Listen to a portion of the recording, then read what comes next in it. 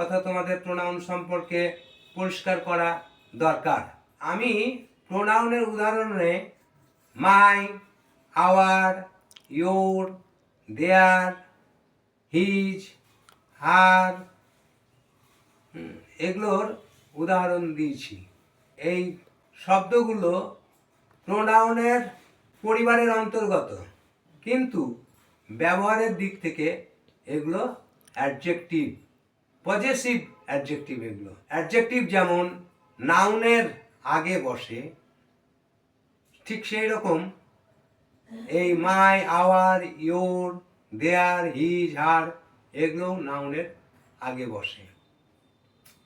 কেমন অ্যাডজেক্টিভ নাউনের আগে বসে? যেমন he is a ton boy.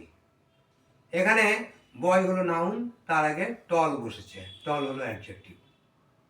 C is a brave girl. এখানে ব্রেভ হলো অ্যাডজেক্টিভ, গার্ল নাউনের আগে বসেছে।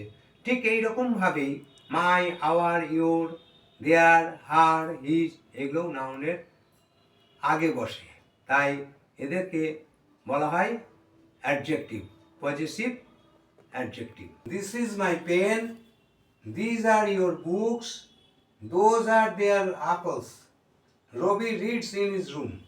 এই চারটি বাক্যে মাই, ইয়োর, দেয়ার, হিজ এগুলি নাউনের আগে বসেছে, তাই এগুলো হলো পজেসিভ অ্যাডজেক্টিভ।